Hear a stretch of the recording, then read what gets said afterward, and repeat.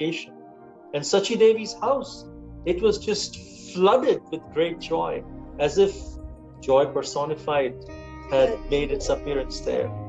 And all the planets were favorably positioned. When Lord Gaura Sundar, he was to accept the sacred thread. And the month, the day, the moment, they were all auspicious when Lord Gauranga, Sri Hari, accepted the sacred thread.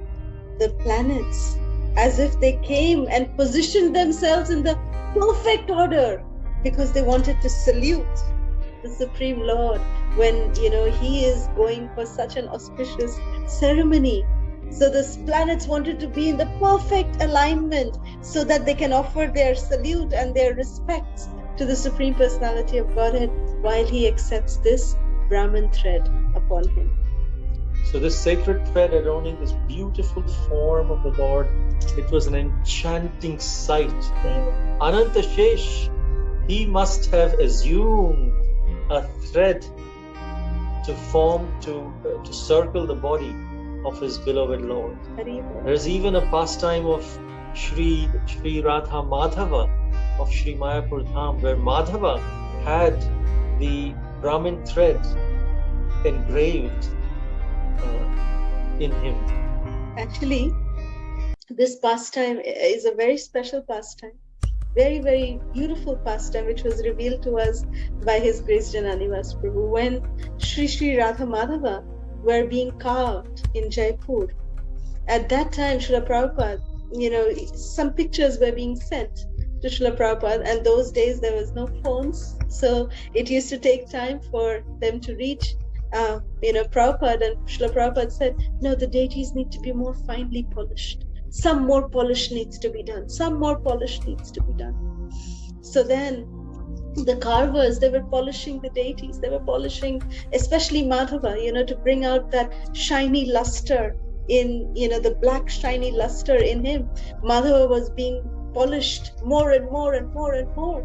And two miraculous things happened when he was being polished. The first was that a tilak mark appeared on his forehead. So Srimati Radharani, because the tilaka that Vaishnavas wear, it is actually a symbol of Srimati Radharani. That Srimati Radharani makes her appearance through the tilak. The tilak is a representation of Srimati Radharani herself. So therefore, the tilak appeared on Madhava's forehead. That was the first thing to appear. The second thing that appeared, and it was a natural marking, like a white marking that came about. And the second thing that appeared was his Brahmin thread across his chest appeared. So, in Mangalarti, during Mangalarti, if you ever happen to be in Sri Mayapur Dham, it's very difficult to see this over the camera on Mayapur TV.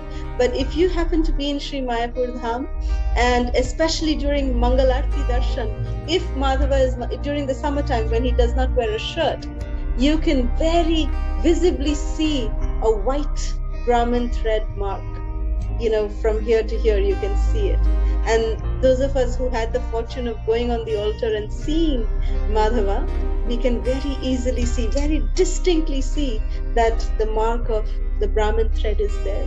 And this Brahmin thread on the body of the Supreme Personality of Godhead is actually an expansion of Ananta Shesh himself. That Ananta Shesh actually is manifesting as the Brahmin thread and lying down on the chest of the Lord also.